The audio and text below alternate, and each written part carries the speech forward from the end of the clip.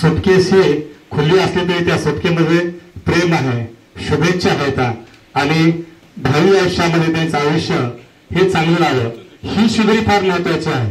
Suitcase मध्ये काय आहे याला महत्व नाही, तर सुटकेस मधून जो आपण संदेश दिलाय प्रेमाचा दिला त्या ठिकाणी खरं म्हणलं तर आमचे शफी साहेब म्हणजे अर्धापूरचे मिनी तहसीलदार होते. गडीचा असू द्या कुठल्या असू द्या की आमच्या शफी साहेबाला बोललं की साहेब साहेब अभी कर देंगे म्हणजे त्या ठिकाणी एखादा एसडीएम सुद्धा म्हणणार नाही असं करा की तसं करा ते असा विचार न करता अभी कर देंगे अशा प्रकारचा शब्द त्याच्या मुखातून नेहमी येत होता. आणि आलेल्या किती रागाने आला, अरे बैठो जेवले पाणी पिऊ, अरे बैठो जी आधी तुम्हाला काम करते, अशा प्रकारचं येणाऱ्या माणसाचं समाधान करून भले ते 8 दिवसानं काम होईल पण समाधान करण्याची कला त्याच्यामध्ये होती. म्हणून आज एवढं प्रेम त्या ठिकाणी सर्वांचं आपल्या त्या ठिकाणी त्याच्यावर आहे. आणखी दुसरं सांगायचं म्हणजे हे जे आता सांगितल्याप्रमाणे ज्या रोगामधून जे सफर होत आहेत त्याचं कधी त्यांनी भांडवल केलं नाही. सदा जिंदादिल म्हणजे जिंदादिल कसं असावं अशा त्याच्याकडे पाहिल्यानंतर आपल्याला कळते. आपल्या कुठल्याही अडचणीचं आपल्या कुठल्याही दुःखाचं भांडवल न करता ते भांडवल घरी ठेवून जे आपल्या भांडवलासाठी आपली नियुक्ती झाली आहे ती पद ते त्या ठिकाणी सांभाळण्याचं काम त्यांनी अतिशय चांगल्या प्रकारे चोखपणे केलेलं आहे.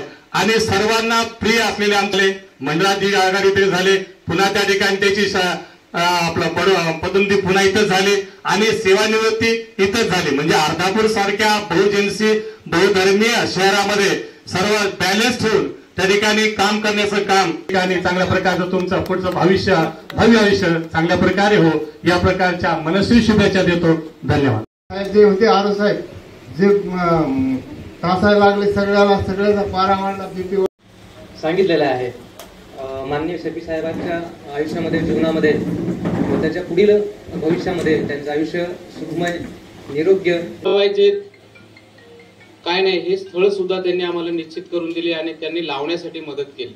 खुर्चीवर स्वतः उभे राहिले, ताराचं म्हणजे बांधण करून बंद करून त्याला लावलेत आणि त्या वर्षी पक्ष्यांसाठी पाणी उपलब्ध करून देण्यासाठी आम्हाला त्यांनी मोलाचा म्हणजे सहकार्य केले, मदत केली आम्हाला.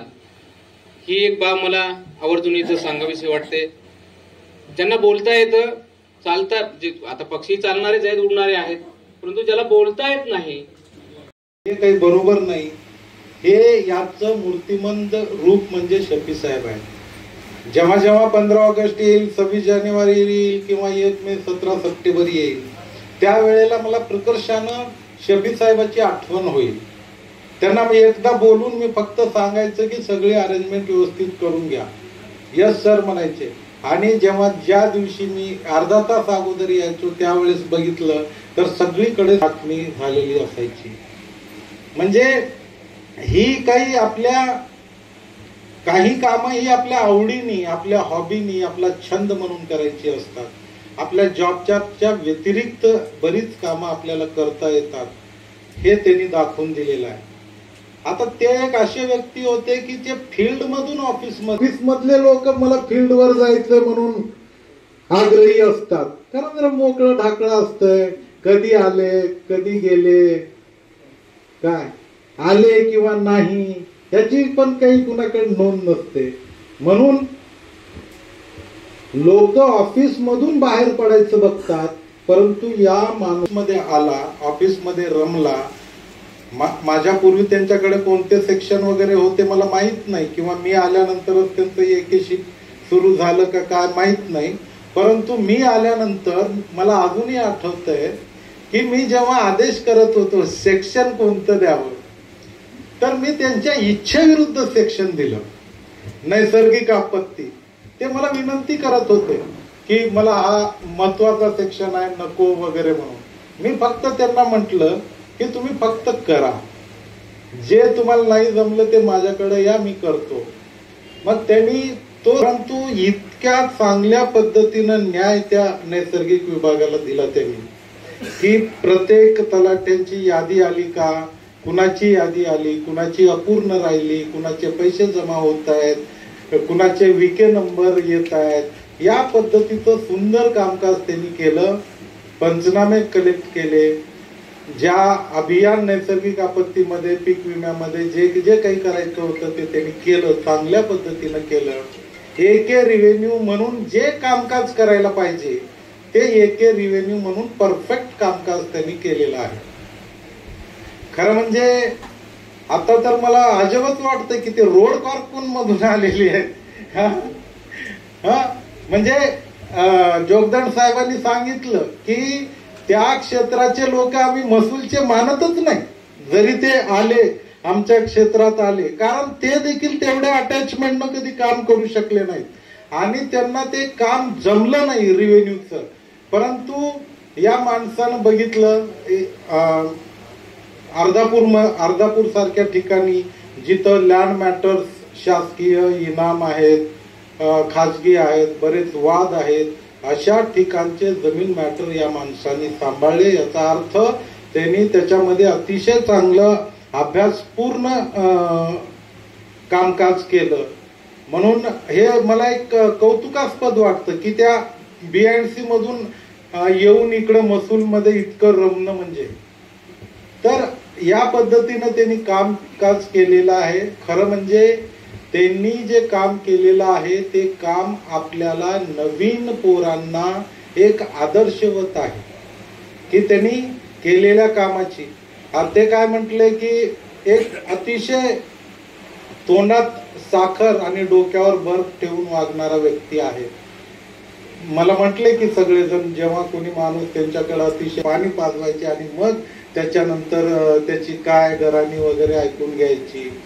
म्हणजे येणाऱ्या ऑफिसामध्ये येणाऱ्या किंवा आपल्या सज्जावर येणाऱ्या आपल्याकडे येणाऱ्या लोकांशी आपला व्यवहार कसा असला पाहिजे हे देखील त्यांच्या म्हणजे वागणुकीतून त्यांच्या वर्तनातून हे आपल्याला कळून जातं.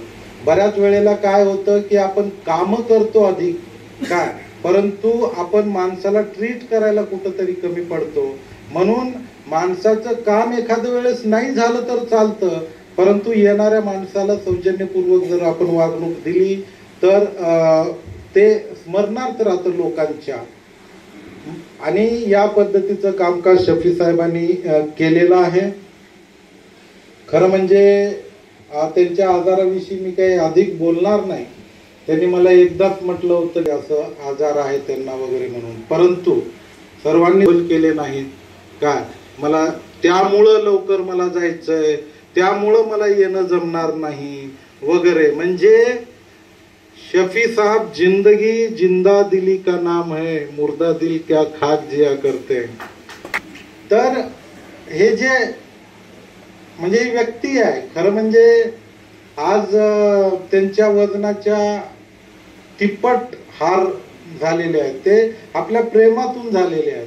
माणूस जेव्हा आपल्यातून जातो म्हणजे आता सेवानिवृत्त होऊन गेल्यानंतर जर त्यांना काय आठवत असेल तर हे तुमच्या सोबत घालवलेले क्षण.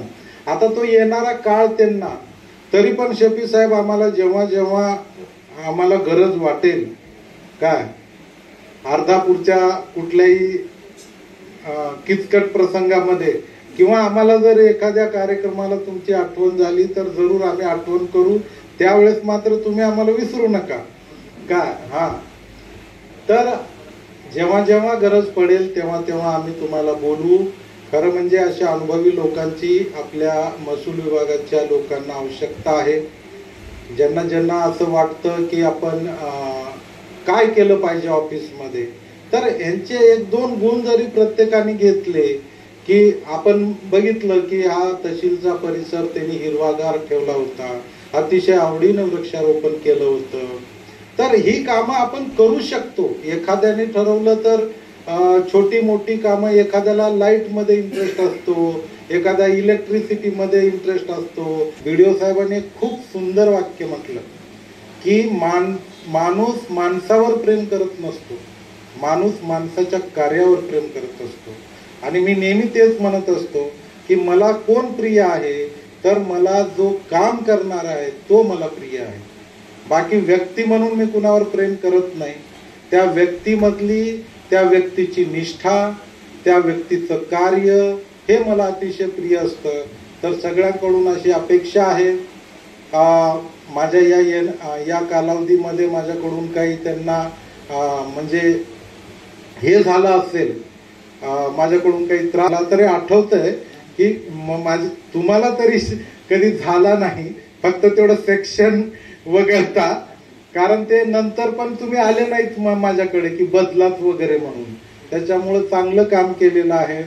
आणि तुषार, आपल्याकडची आता जबाबदारी वाढलेली आहे, तो वारसा आपल्याला चालवायचा आहे आणि एके रिव्हेन्यू म्हणून आता तुम्ही यापुढे कामकाज करणार आहात. आणि ज्या पद्धतीने शफी साहेबांनी काम केलं त्या तोडीचं त्याच्यापेक्षाही अधिक चांगल्या पद्धतीचं काम तुमच्याकडून पण हो.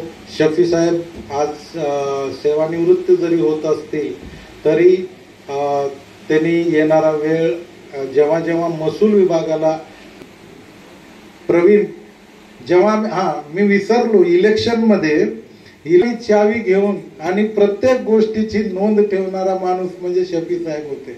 शफी साहेबाकडे साहित्याची जबाबदारी आहे म्हटलं की माचेवाड साहेबाला थोडस आधार वाटायचा नाही. आणि माचेवाड साहेब बिंदास्त राहायचे. काय कुणाला विचारायचं? शफी साहेबाला.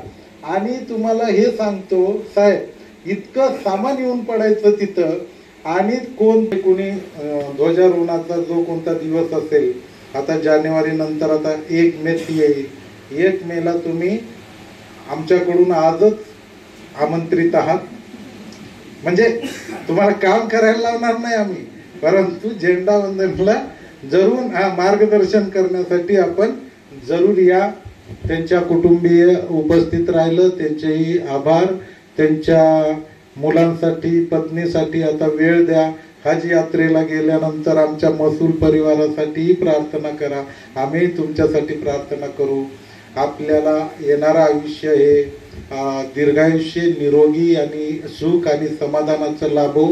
आपला आजार तुम्हाला पाहिल्यानंतरच पळून जाणार आहे काय, त्यामुळे तुम्ही आजाराची फारशी चिंता करू नका. फक्त स्वतःला आरोग्यदायी, निरोगी ठेवण्याचा अधिकाधिक प्रयत्न करा. इतकं बोलून या प्रसंगी माझे 2 शब्द संपवतो. धन्यवाद. मी जरा हिंदीमध्ये बोलतो तर जास्त एक्सप्रेशन येईल त्याच्याबद्दल. तो ये बोलना चाह रहा था मैं कि हमारे मतलब मेरे जो पापा है, बाबा, इन्होंने तहसील विभाग को दूसरी फैमिली इस तरीके से रखा है हमेशा से. मतलब जब भी जरूरत हो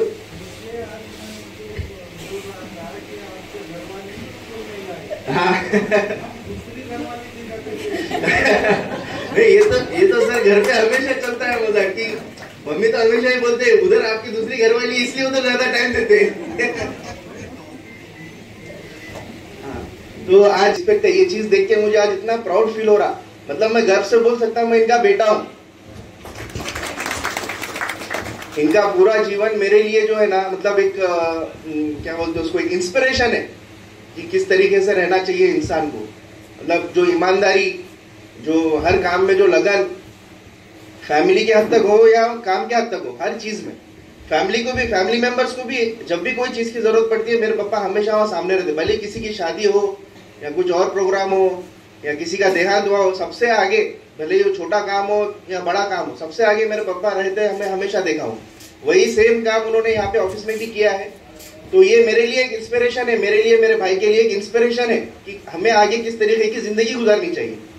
तो मैं आप सबका आभार व्यक्त करता हूँ. मतलब मेरे पापा थोड़े ज्यादा भावुक है तो उनको ज्यादा बोलने नहीं आता, तो मैं आप सबका आभार व्यक्त करता हूँ मेरे पापा की तरफ से. Thank you so much, thank you so much, thank you so much. परत अधिकारी कर्मचारी मोठे व्यापारी बघितले परंतु आजार झाल्यानंतर खचून जातात. परंतु शफी साहेब एक व्यक्तिमत्व असं आहे महसूल खात्यामध्ये, त्याने काम. उनका छोटा बेटा शफीउद्दीन, मुझे थोड़ा सा बोलने में दिक्कत आ रही है क्योंकि फर्स्ट टाइम यहाँ पे हूँ. आप सबने इतना प्यार दिया मेरे पापा को, आज वो यहाँ पर है. आपके प्यार के बदौलत उन्होंने यहाँ पर. आपका प्यार ना होता तो पता नहीं उन्होंने हमारे साथ अभी वक्त बिता पाते या नहीं बिता पाते. ये आपके प्यार ने इनको इतना मजबूत किया है. हमारे पापा को मुझे आराम तभी मिलता है जब मैं वहाँ पर ऑफिस में जाकर काम करता हूँ. डॉक्टर ने हमारी हिम्मत तोड़ दी थी कि बोले बेटा इनको बोन मैरो ट्रांसलेट करना पड़ेगा, ऑपरेशन की ज़रूरत है. तो तब हमारी हिम्मत नहीं, एकदम टूट गई थी, बिल्कुल ही नहीं थी. जब हमारे लगा कि हमारे पापा जब ऑफिस को जा रहे थे, हिम्मत दिखा रहे थे, एक पल भी ऐसा नहीं आया कि इनकी तबीयत खराब है बोलकर. इतनी मेहनत, इतनी प्यार लगन से ये लोग यहाँ पर काम किए। हमको इतना प्राउड फील हो रहा है कि मैं आज कहते हुए मैं बोल पाता हूँ कि मेरे पापा इज बेस्ट।